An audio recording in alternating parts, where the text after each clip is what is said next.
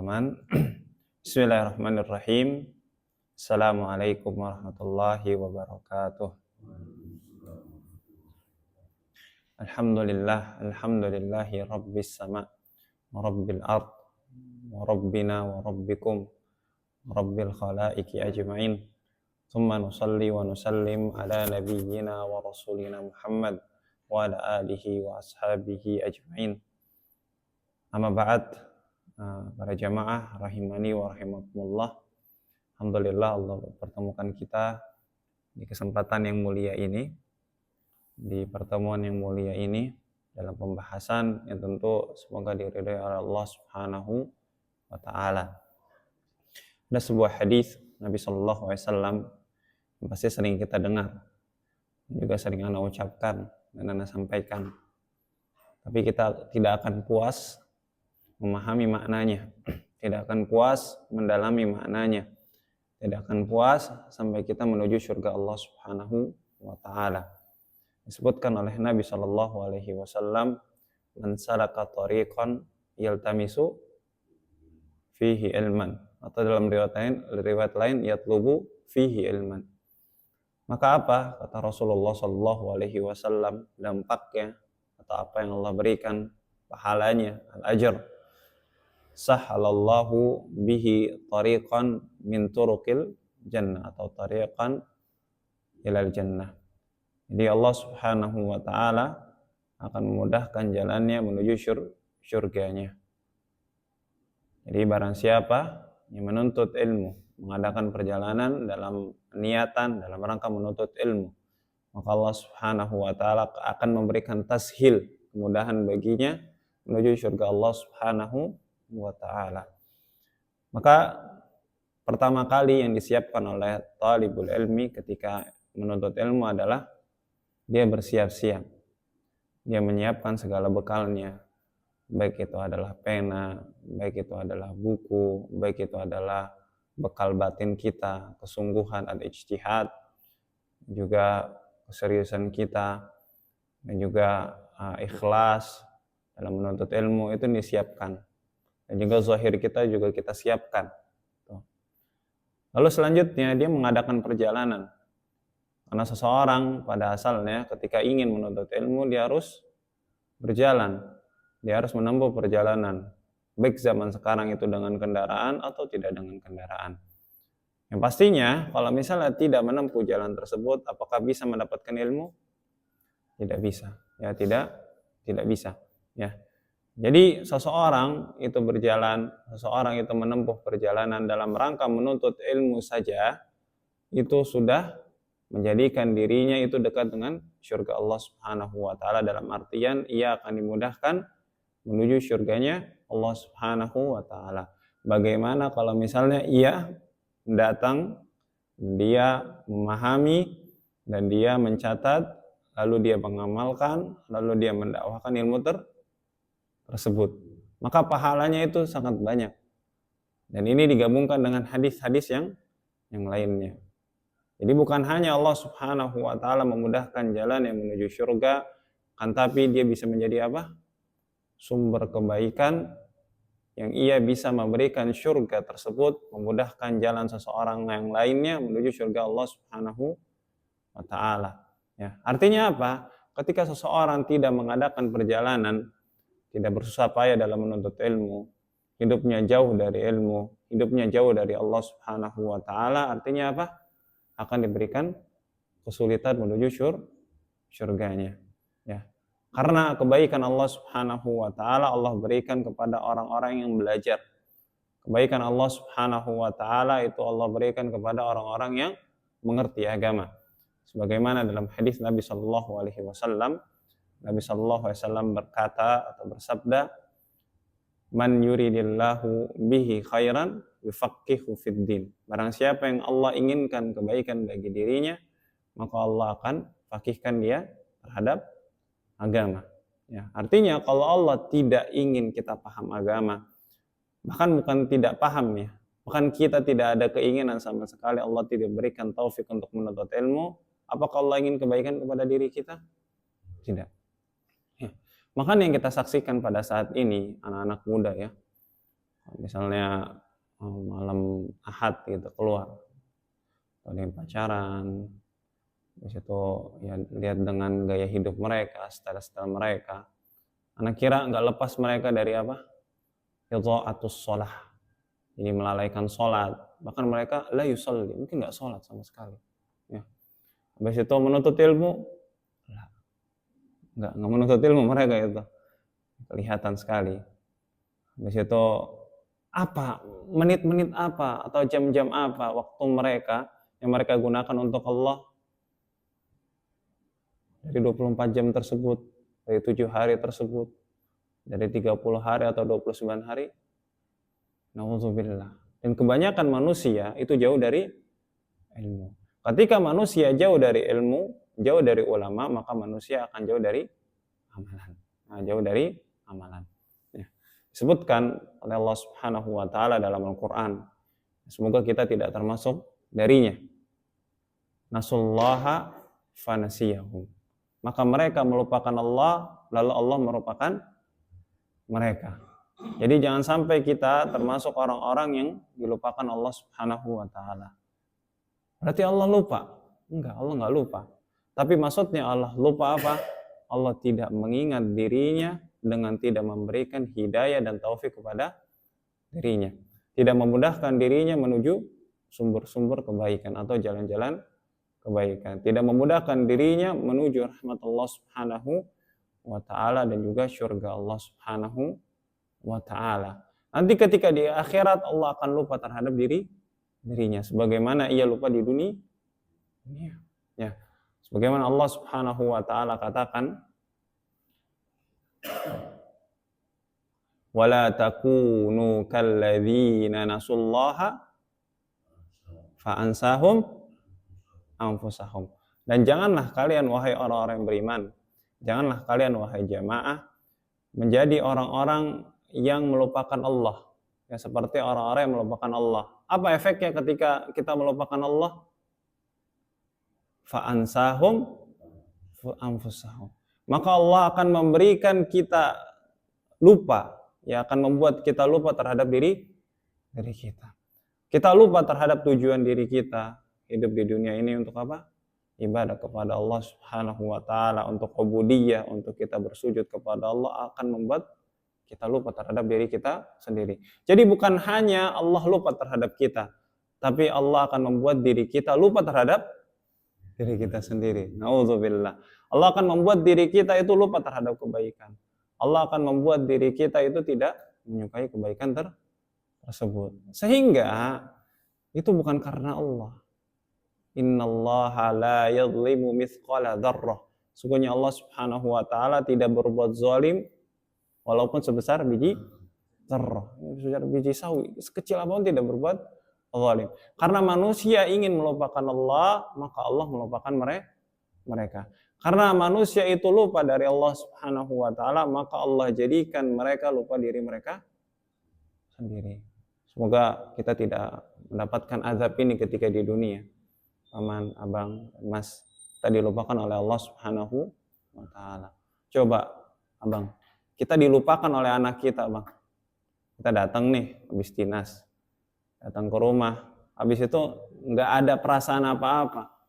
Itu sedih bukan main nggak? Iya. Saya paman, ya, dilupakan oleh keluarganya, paman. Terasa luar biasa. Terasa didiamin. Ya, terasa. Nggak disapa.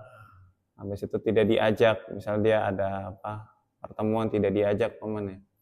Padahal itu bukan berarti mereka melupakan, bukan. Mungkin ada satu tujuan atau hal-hal yang lainnya.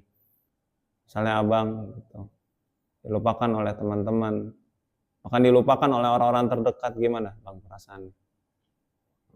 Itu sakit, ya, sakit. Bagaimana kita dilupakan oleh orang yang, oleh zat yang menciptakan kita, oleh zat yang menyayangi kita, oleh zat yang selalu, yang senantiasa memberikan rahmatnya, memberikan ulurannya, memberikan segala macam kebaikannya kepada kita semuanya. Maka sungguh menyiksa kelupaan ini. Tapi kelupaan ini tidak akan terasa ketika Allah Subhanahu wa taala telah memberikan dia lupa terhadap dirinya sendiri. Jadi dia tidak merasa, seorang ini tidak akan merasa dia dilupakan oleh Allah Subhanahu wa taala. Dia merasakan tersiksa, merasakan dirinya hampa, merasa dirinya jauh dari kebaikan, tapi dia tidak tahu penyebabnya. Jadi salah satu azab Allah Subhanahu wa taala, hukuman Allah Subhanahu wa taala kepada orang-orang yang tidak peduli terhadap ilmu, orang-orang yang tidak peduli terhadap amal, orang-orang yang tidak peduli terhadap syariat Islam, orang-orang yang peduli dan senantiasa mengerjakan maksiat apa? Allah akan membuat ia tidak terasa berbuat dosa. Wa hum la yash'urun. Sedangkan mereka tidak merasakan dosa tersebut. Dampaknya itu terasa oleh mereka. Mereka merasakan dampak yang luar biasa dalam jiwa mereka. Tapi mereka nggak tahu sebabnya. Dan Allah akan palingkan sebab yang raisi, sebab yang hakikatnya sebenarnya penyebabnya dia jauh dari Allah Subhanahu wa taala kepada sebab yang lain. Oh, ternyata karena ini. Dia datangi sebab tersebut, dia perbaiki sebab tersebut, akan tapi tidak ketemu. Dia cari solusi yang lainnya. Berapa banyak manusia yang melupakan Allah. Mereka terkena tekanan-tekanan. Seharusnya mereka berzikir kepada Allah Subhanahu wa taala kembali dan juga beristighfar kepada Allah Subhanahu wa taala. Lalu larinya kemana? Kepada maksiat yang lainnya. Lalu maksiat yang lainnya ini menjadi problem yang lainnya atau tidak? Problem lainnya. Dia buka problem lagi. Nah, ketika dia tertimpa maksiat yang lainnya, dibuka problem lagi. Sampai masalah ini sangat banyak di dalam kehidupan dunia ini. Padahal masalah cuma satu apa? Ketika ia lupa terhadap Allah Subhanahu wa taala, maka Allah akan membuat ia lupa terhadap dirinya sendiri. Na'udzubillah. Ketika kita menuntut ilmu, maka kita telah menyambung tali. Tali apa? Tali amal. Karena amalan tidak akan diterima, karena seseorang tidak akan Allah berikan taufik kepada amalan yang benar kecuali dengan ilmu. Ya. Jadi ketika kita sudah mengadakan perjalanan, lalu kita menuntut ilmu, kita akan mendapatkan ilmu. Ya, kalau kita tidak mengadakan perjalanan, tidak akan mendapatkan ilmu. Lalu ketika kita telah mendapatkan ilmu, kita akan bisa ke tahapan yang selanjutnya, yaitu amal. Karena kalau misalnya seseorang beramal tanpa ilmu, ya bisa dipastikan bahwasannya dia amalan tidak akan istiqomah. Allah katakan wala taqfu ma laisa laka bihi ilm. Inna sam'a wal basara wal fu'ada kullu ulaika kana anhu mas'ula. Janganlah kalian berhenti. Takfu itu berhenti, jadi berdiri. Janganlah kalian menyikapi sesuatu terhadap hal yang kalian tidak punya ilmu sama sekali. Sungguhnya pendengaran, penglihatan, dan juga hati, pemikiran, ya, akal kita, itu semua akan diminta pertanggungjawaban oleh Allah Subhanahu wa ta'ala. Ketika kita telah mendapatkan ilmu, maka dimungkinkan kita untuk mendapatkan amal. Ketika kita terputus dari ilmu, amalan akan ada? Tidak. Ketika kita telah mendapatkan ilmu, lalu kita tidak beramal, apa yang terputus darinya? Dia dapat ilmu tapi tidak beramal. Yang terputus darinya tidak bisa dilakukan kecuali dengan harus melakukan amalan tersebut. Oh, ini ya dulunya banyak harus niat, kalau ada ilmu nggak bisa amal. Harus niat. Yang akan terluput darinya apa? Al-istiqamah, yaitu istiqamah. Sebagaimana hadis Nabi SAW yang memerintahkan kita untuk melakukan aslul bir, pokok dari kebaikan. Apa pokok dari kebaikan? As-sidq. Alaikum bis sidqi. Fa inna sidqa yahdi ilal bir. Wajib bagi kalian untuk berkata dan bersikap jujur. Karena sesungguhnya kejujuran itu akan menunjukkan kepada kebaikan. Wa innal birra yahdi ilal jannah. Dan sesungguhnya kebaikan itu akan membawa kita kepada surga Allah Subhanahu wa taala. Artinya dari satu kebaikan akan mengundang kebaikan yang lainnya. Ketika kita tertutupi dari satu kebaikan, sedangkan kebaikan itu telah mengundang teman-teman yang lain, maka teman-teman ini akan mengundang hal yang tertutupi tersebut. Jadi seakan-akan ketika kita telah melakukan kebaikan dengan banyak kebaikan dari satu kebaikan asalnya, lalu ada kebaikan yang lain, lalu pada asalnya kita melakukan kebaikan, mengundang kebaikan-kebaikan tersebut dari kebaikan ini, maka biasanya dia akan mengundang, akan mengingatkan kita semuanya dari kebaikan tersebut. Maka terjadilah istiqomah. Maka ketika seseorang mendapatkan ilmu tapi tidak beramal, maka akan hilang darinya istiqomah. Itu yang pertama. Yang kedua apa? Akan hilang darinya dakwah. Ya. Jadi seorang tidak akan bisa berdakwah kecuali dengan ilmu. Bahkan dia berdakwah kepada keluarganya tanpa ilmu bisa? Nggak bisa. Kepada anaknya tanpa ilmu nggak bisa. Kepada istrinya tanpa ilmu nggak bisa. Kepada orang tuanya tanpa ilmu tidak bisa. Kepada besannya tanpa ilmu tidak bisa. Ya, bahkan dengan ilmu tersebut ada metodenya sendiri. Dan hikmah wal mau'izatil hasanah dan lain sebagainya. Ya, maka itu harus dipelajari. Ya. Jadi ketika seseorang telah mendapatkan ilmu, lalu terputus darinya apa? Amalan, lalu dia tidak akan bisa berdakwah. Ya, tidak akan bisa berdakwah. Ya, sulit ya. Walaupun bisa sebenarnya seorang mendapatkan ilmu lalu dia berdakwah, tentu bisa, tapi dia mendapatkan teguran dari Allah Subhanahu wa taala apa?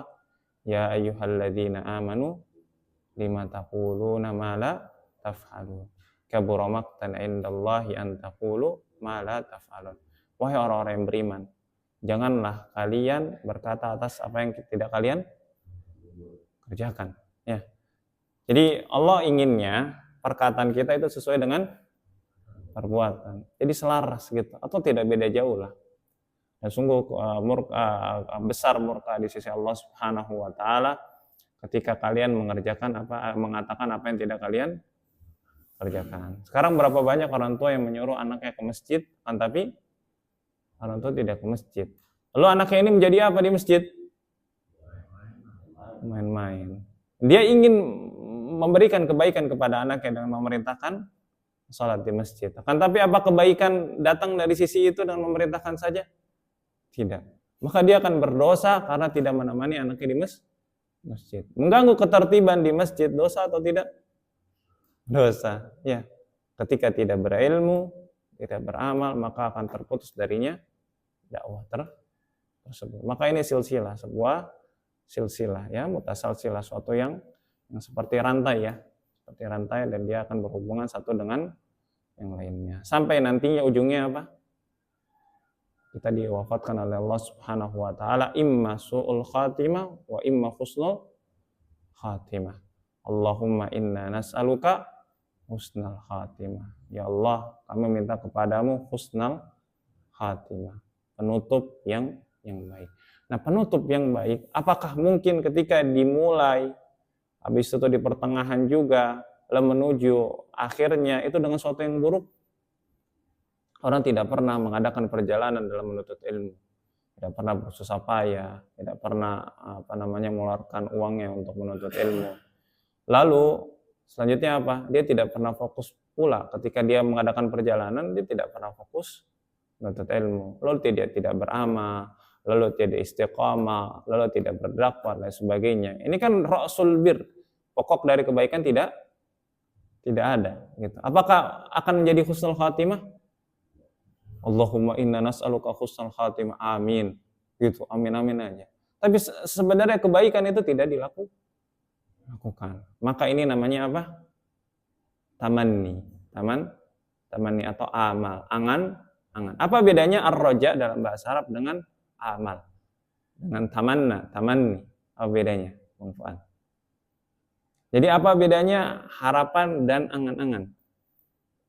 Ya, kalau dari bahasa Indonesia aja, kalau harapan itu kan sesuatu yang diharapkan atas upaya. Kalau angan-angan belum berupaya udah. Iya, jadi ingin surga kan ini tujuan mulia ya, tujuan yang sangat tinggi, tujuan yang sangat besar. Bahkan kata Nabi SAW, idza sa'altal jannah idza sa'altallah fas'alallaha al-firdaus. Jika kamu minta kepada Allah surga, maka mintalah surga yang tertinggi, yaitu Firdaus. Jadi tinggi, harapannya harus tinggi kepada Allah Subhanahu wa taala. Sekarang surga yang paling rendah itu tinggi nggak menurut manusia? Tinggi, luar biasa. Makanya dalam hadis Nabi SAW, apa yang kita usahakan dalam meraih surga Allah, huffatil jannah bil makari. Maka jannah itu akan dikelilingi dengan sesuatu yang tidak disukai oleh jiwa manusia. Padahal mudah sebenarnya kan, awal-awal surga ini mudah, tapi akan dikelilingi dengan sesuatu yang tidak disukai oleh karakter dan tabiat manusia pada asalnya ya. Tapi kalau orang telah terbiasa dengan kebaikan, maka dia akan menyukainya. Wa huffatin niran bil bisyahawat. Dan neraka itu akan diliputi dengan syahwat, sesuatu yang disukai oleh manusia. Artinya mudah atau tidak melakukan syahwat itu, mendekat dengan neraka? Mudah, ngikutin syahwat saja. Ya. Nah, jalan kita menuju surga Allah Subhanahu wa taala itu sulit, luar biasa. Tapi ya Allah, aku minta surga. Tapi dia tidak memberikan nafkah kepada keluarganya. Dia tidak mendidik istrinya, tidak mendidik anaknya. Lalu anaknya dibiarkan begitu saja. Lalu tidak mempelajari syariat Islam. Lalu banyak syariat Islam yang tidak dia pelajari, lalu tidak diamalkan. Ya, karena dia tidak mempelajarinya. Diamalkan, padahal itu kewajiban bagi dirinya. Lalu keluarganya pun yang seharusnya diajari, akhirnya tidak tahu, tidak diberikan ruang juga dalam menuntut ilmu, tidak berikan fasilitas atau kemudahan, maka dia berdosa juga. Ya. Maka ini apa? Ketika dia minta surga dengan keadaan seperti ini, jauh sekali jaraknya, jauh sekali. Sekarang kita mau kemana ya? Kalau abang deket gitu ya, ke Jogja. Gitu. Tapi menurut anak-anak nggak pernah ke sana, jauh atau tidak? Jauh. Anak pengen misalnya, ya anak pengen ke Jogja, ya Allah. Gitu. Tapi nggak menyiapkan dana, nggak menyiapkan segala sesuatunya gitu. Mungkin nggak? Susah, masih jauh. Gitu ya. Kita ingin misalnya pergi umroh gitu, Saudi. Tapi nggak pernah nabung, nggak punya kenalan juga yang kerja di umroh, tidak pernah ada usaha, mungkin nggak? Ini namanya harapan atau angan-angan? Angan-angan, ya, angan-angan. Ya. Maka banyak manusia yang berangan-angan saja dengan surga, tapi sedikit manusia yang berharap kepada Allah Subhanahu wa taala surga. Kalau dia berharap, maka dia akan datangi masjid-masjid Allah. Kan tapi malam Ahad itu bukan di masjid yang ramai, tapi di mana? Tuh di belakang rumah tuh. Ramai luar biasa tuh, macet. Pada Nalasi itu macet ya. Na'udzubillah. Lihat tanya orang-orang itu ketika mereka di pagi hari ini sholat subuh atau enggak? Dulu sih kita nggak Sholat subuh. Iya. Sekarang jam 11 aja masih ramai, Bang. Itu sampai rumah jam berapa itu? Jam 1, jam 2. Oke, jam 1, jam 2. Langsung tidur atau tidak?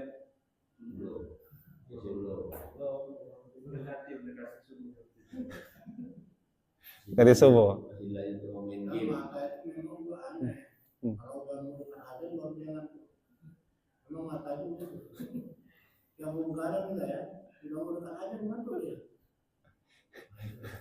Ya, berarti ini setannya nih mainnya bagus ya. Iya. Andai kan tidak ada azan di subuh ya, tidak ada sholat subuh, dia lanjut terus kan? Lanjut. Itu pernah kita contohin tuh. Ya, di kamar yang enggak ada subuh, main PS, enggak sampai pagi. Ya, kalau kita masih dengar azan, padahal sholat berapa lama sih dengan main PS? Perbandingannya 1 banding berapa? Sholat paling keren 10 menit, keren banget. Kalau subuh 10 menit itu keren. Ya, bacaannya minimal itu ala-ala itu. Tapi kan nggak mungkin, Bang. Al-Fatihah aja pun, yang baca Al-Fatihah doang kan boleh kan? Itu rukunnya saja. Itu banyak yang tinggalkan. Sekarang kalau zaman dulu Nabi SAW ketika ingin berwudu seringkali minta air wudu, karena memang di rumah zaman dulu itu tidak ada kamar mandi, jadi minta air wudu dulu atau disediakan sebelum nanti sholat subuh, sediakan semenjak malam. Ya, karena memang tidak ada, susah itu mencari air. Sekarang kita di kamar itu, sebagian kamar itu ada kamar mandi. Ngambil air tinggal apa? Buka keran kan, nggak usah nimba dulu. Kalau sholat tinggal apa? Di kamarnya gelar sejadah, pakai sarung sebagainya. Itu mudah atau tidak? Hah? Berat.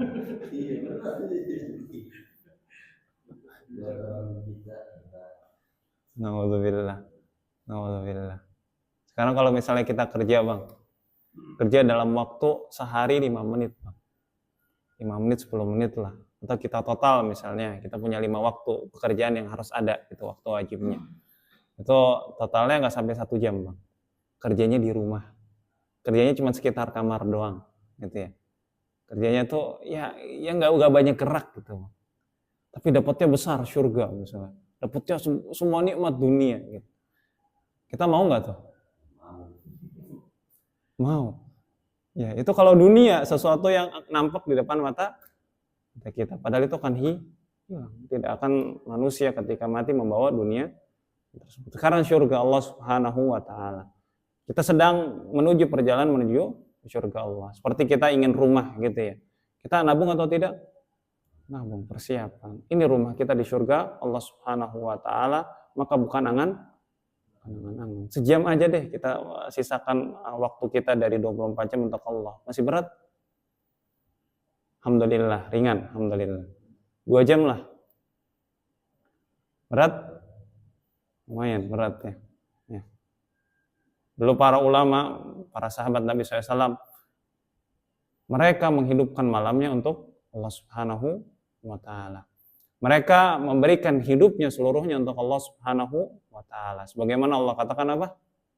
Qul inna solati wa nusuki wa mahyaya wa mamati lillahi rabbil alamin. Katakanlah wahai Muhammad, sungguhnya salatku dan juga nusuk. Apa itu nusuki? Sembelihan. Masa nusuk itu adalah sembelihanku.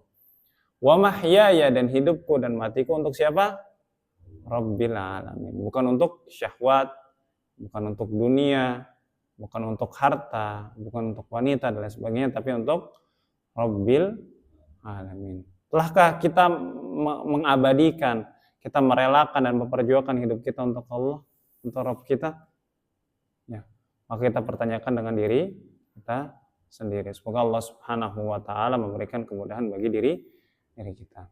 Insyaallah kita baca kitab ini sebagian saja, sebagian kecil, karena tadinya ini kan kita baru putus ya 2 pekan, jadi pengen fokus kepada mawaid dulu, mauidhatul hasanah. Semoga dengan ini kita diberikan taufik oleh Allah Subhanahu wa taala, dibukakan hati kita menuju kebaikan-kebaikan yang sangat banyak. Amin ya rabbal alamin. Kita akan baca insyaallah berkaitan dengan sifatus shalah, sifat salat Nabi sallallahu alaihi wasallam. Terakhir sudah sampai mana? Takbiratul ihram. Oke, takbiratul ihram. Jadi posisi tangan seperti apa? Ketika. Ya, jadi seperti ini ya. Jadi wasat di ini, maksudnya kaf ini adalah pertengahannya. Ya. Dia akan ada 2 kemungkinan. Pertama ini di tengah ini, pundaknya ini mangtib. Habis itu ujungnya di kuping ini, di apa namanya, di gajah ini, apa namanya, cuping ya, di cuping ini. Nah, jadi ada para ulama yang mengatakan bahwasannya itu satu hadis, yang maksudnya satu makna dan satu hay'ah, satu gerakan, tidak gerakan yang berbeda-beda seperti ini lalu diangkat lagi seperti ini, tapi satu hay'ah. Allahu a'lam bishawab. Lalu ketika ya sudah bertakbiratul ihram, Allahu akbar. Dan takbiratul ihram merupakan apa? Wajib salat atau sunnah salat atau rukun salat? Wajib, rukun, bahkan rukun. Ketika seseorang langsung seperti ini, apakah sah salatnya? Tidak. Kenapa disebutkan takbiratul ihram?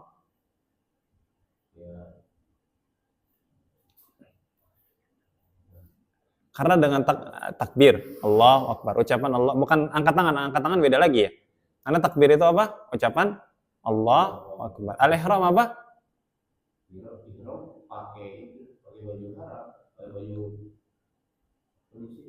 Ihram, mengharamkan. Oke. Arti kata ihram adalah kita mengharamkan diri kita terhadap sesuatu. Dengan takbir tersebut maka diharamkan yang tadinya boleh. Seperti berbicara, seperti makan dan minum, seperti banyak bergerak dan lain sebagainya. Artinya ketika kita telah memulai takbiratul ihram sudah dimulai sholat. Sebagaimana kita berlomba gitu ya. Ketika sudah 1, 2, 3, start gitu. Itu kan ada ketentuan. Udah berlaku atau belum? Udah berlaku. Dan dia akan ketentuan itu tidak berlaku lagi atau akan sampai batasnya ketika kita sudah selesai lomba tersebut. Nah, batasan-batasan dari sholat wa tilka hududullah, dan itu adalah batasan-batasan Allah termasuk di dalam sholat, itu dimulai dari apa? Takbiratul ihram. Maka ketika seorang makan, ketika sudah takbiratul ihram, dia umpatkan makanannya di mana? Di mulutnya. Itu dosa atau tidak? Dosa. Karena dia dalam keadaan sholatnya. Jadi dia harus mengharamkan dirinya dari perbuatan tersebut. Ya, tapi kalau misalnya dia di luar sholat, habis assalamualaikum warahmatullahi wabarakatuh. Lapar nih. Gitu. Boleh makan? Boleh makan. Depan musola ada gorengan misalnya. Ini ada. Lapar. Bisa ya? Boleh ya. Kemudian ketika dia telah mengucapkan takbiratul ihram, yaitu merupakan rukun min arkanis shalah, maka apa yang dilakukan? Angkat tangan. Ini sampai ini ya, Allahu Akbar. Ya bisa dia mengucapkan Allahu Akbar dulu baru angkat tangan, tapi jaraknya tidak terlalu jauh. Allahu Akbar. Dia bisa bersamaan Allahu Akbar. Ya, seperti itu. Andaikan dia tidak mengangkat tangannya, maka sah salatnya?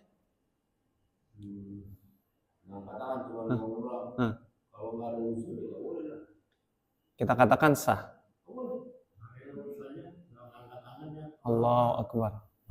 Karena ucapan takbiratul ihram adalah takbirnya qaulu Allahu Akbar. Tapi mengangkat tangan itu merupakan sunnah dalam salat dan hendaknya tidak kita tinggalkan.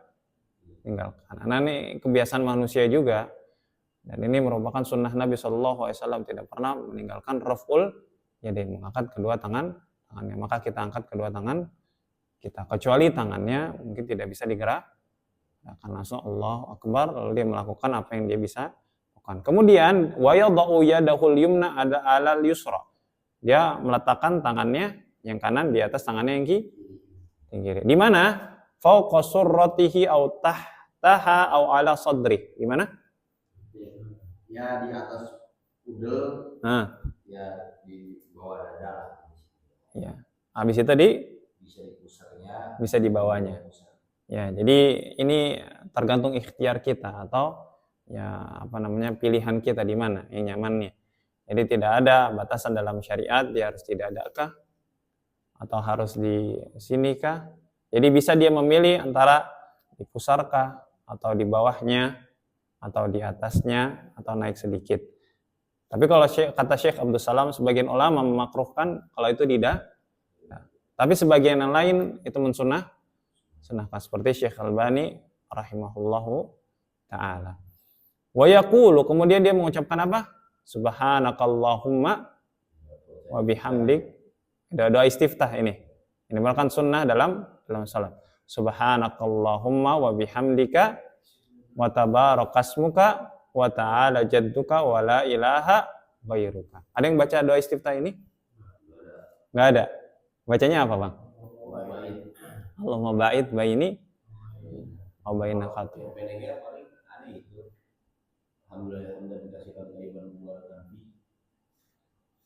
Boleh nggak kita memadukan doa istiftah tersebut? Terkadang yang ini, terkadang yang itu, terkadang yang lainnya, boleh? Boleh, yang nggak boleh digabung dalam satu. Iya, dia misalnya jadi makmum, Allahu Akbar, dia doa istiftah. Jadi digabung, misalnya ada banyak doa istiftah, dia gabungin 4-4-nya itu. Dia nggak baca al-fatihah. Ini salah atau tidak? Salah. Ya, dia mendahulukan yang sunnah dibandingkan yang rukun, Maka salah satunya ini, Subhanakallahumma wa bihamdik wa tabarakasmuk wa ta'ala jadduk wa la ilaha ghairuk. Ini boleh dihafalin. Di buku ada kan? Bahasa Arabnya?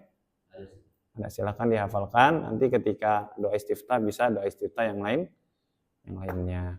Au ghairuhu minal istiftahatil waridati anin Nabi sallallahu alaihi wasallam, atau yang lainnya dari doa istiftah yang telah warid, telah datang dari Nabi sallallahu alaihi wasallam. Dan ini banyak ya, dan ini banyak. Summa yata'awwadhu, kemudian apa?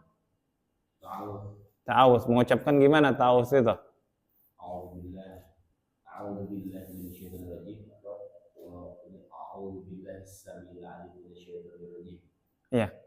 Jadi disunnahkan ketika kita ingin sholat ya, maksudnya kita ketika sudah masuk sholat lalu ingin membaca Al-Fatihah, kita membaca A'udzubillahis samiil alim minasyaitonir rajim atau A'udzubillahi minasyaitonir rajim.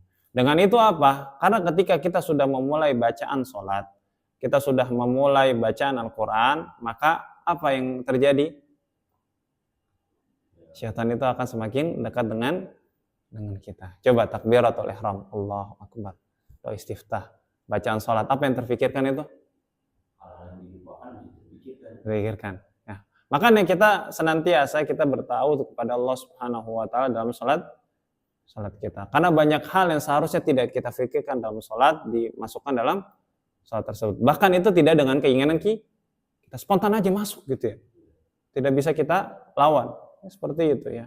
Syaitan akan menguasai diri manusia. A'udzubillahi minasyaitonir rajim dengan penuh perenungan ya. Wa yubasmal atau yaqul basmalah, bismillahirrahmanirrahim ya. Wa yaqra'ul Fatihah, dan membaca Al-Fatihah. Kenapa dipisah antara wa yubasmil atau yaqul basmalah dengan wa yaqra'ul Fatihah? Lalu ketika a'udzubillahi minasyaitonir rajim baca bismillahirrahmanirrahim, lalu baca Al-Fatihah. Kenapa dipisah oleh Syekh? Berarti Syekh meyakini bahwa Al-Fatihah itu bukan dengan bismillah, dari alhamdulillah. Dari alhamdulillah. Gimana, Paman? Kok dipisah baca basmalah lalu Al-Fatihah? Gimana, Bang? Ya. Jadi Syekh meyakini, dan ini pendapat Syekh Ibnu Utsaimin juga, ketika misalnya abang baca itu tafsir juz amma tafsir Al-Fatihah dan juz amma, terutama di awal-awal itu membahas tentang tafsir Al-Fatihah. Maka beliau akan mengatakan bahwasannya basmalah itu tidak termasuk dari Al-Fatihah ya. Sedangkan yang kita baca Al-Qur'annya itu basmalah termasuk atau tidak? Termasuk. Karena yang kita baca adalah riwayat Hafiz an Asim, dan ini yang banyak ada riwayat ini ya di Quran, itu kan banyak riwayat ya. Banyak riwayat tersebut di kita. Disebutkan oleh Syekh Akram kemarin anak ikut daurah. Kenapa kok banyak riwayat Hafiz an Asim ini di penjuru dunia ini? Karena dahulu pemerintahan kaum muslimin itu satu, Daulah Utsmaniyah. Maka Daulah Utsmaniyah memiliki ketetapan khusus di dalam qiraah, yaitu qiraah Hafiz an Asim. Makanya banyak Al-Quran zaman sekarang itu basmalah termasuk dari Al-Fatihah tersebut ya. Atau yang kedua, para ulama ketika mereka membahas ini di dalam Al-Quran tuh ada basmalahnya ayat 1. Maka mereka katakan bahwasannya bedakan antara ayat dalam tauqifi dan juga ayat dalam penulisan. Satu itu bukan termasuk, itu maksudnya ayat dalam Al-Fatihah. Karena penulisan ayat gitu ya, ini 1, ini 2, ini 3 sampai 7 itu merupakan tauqifi, sesuatu yang ada dasarnya yang kita tidak bisa ubah. Tapi maksudnya ini termasuk ayat atau tidak itu sesuatu yang ada dalilnya juga ya, jadi bisa berbeda ya. Dalilnya apa? Dalilnya ya ketika Allah Subhanahu wa taala mengatakan apa? Ketika seseorang mengucapkan alhamdulillahirabbil alamin, maka Allah mengatakan apa? Ya, hambaku telah memujiku dan sebagainya sampai akhir gitu ya. Maka Allah Subhanahu wa taala dalam hadits qudsi tersebut mengucapkan dari apa? Bismillah atau Al-Fatihah? Dari alhamdulillah. Alhamdulillahirabbil alamin. Ini menandakan bahwasannya Al-Fatihah itu dimulai dari alhamdulillahirabbil alamin. Tapi Allah alam sebagai ikhtiyatan, sebagai kehati-hatian, ada banyak para ulama juga yang menganggap bahwasannya basmalah itu termasuk Al-Fatihah, maka kita tetap membaca Bismillahirrahmanirrahim. Dan bukan berarti ketika kita menganggap bahwasannya basmalah itu tidak termasuk Al-Fatihah, jadi kita tidak membaca basmalah sama sekali. Membaca basmalah itu membacanya ada dua, ya, baca dengan sir atau membaca dengan jahar. Kalau Ibnu Qayyim itu menggabungkan dua-duanya. Karena riwayat yang menceritakan atau mengabarkan bahwasannya Nabi SAW itu membaca dengan jahar, itu riwayat yang sahih.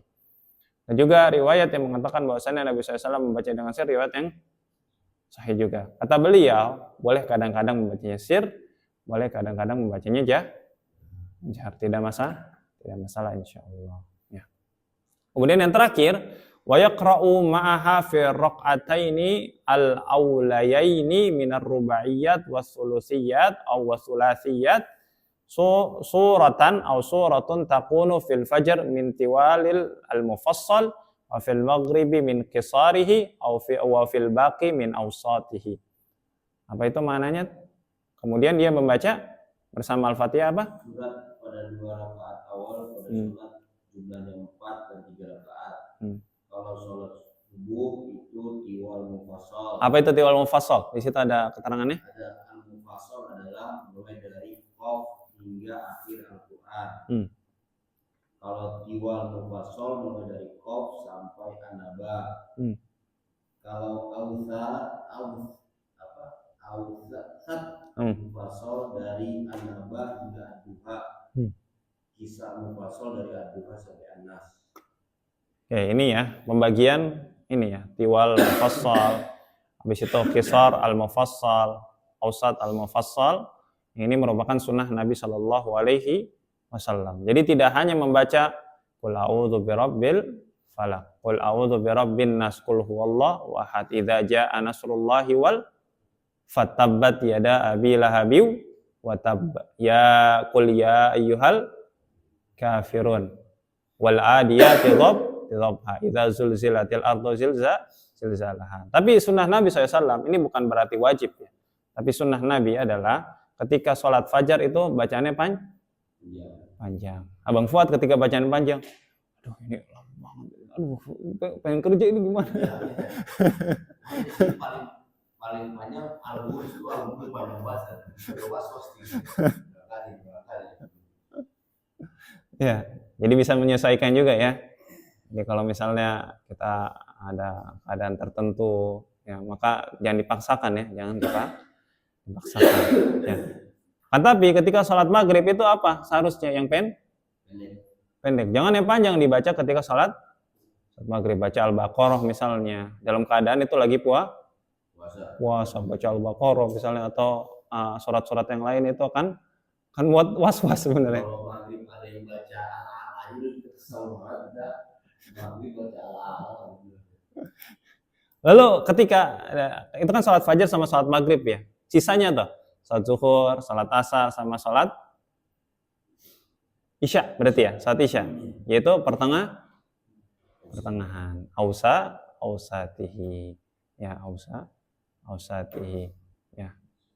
Nah, kira cukup sampai sini pembahasan tentang sifat sholat Nabi Shallallahu Alaihi Wasallam. Dan insya Allah kita akan lanjutkan di pertemuan selanjutnya sampai selesai sifat sholat Nabi Shallallahu Alaihi Wasallam. Dan kalau bisa juga ada prakteknya nanti. Semoga ada prakteknya juga. Kita bisa mempraktekkan langsung bagaimana sifat sholat Nabi SAW dalam kitab Manhajus Salikin insya Allah. Ada pertanyaan, Bang dan Aman? Yang sering amal sebut 7 ayat berulang-ulang tadi. Sab al-Mathani namanya.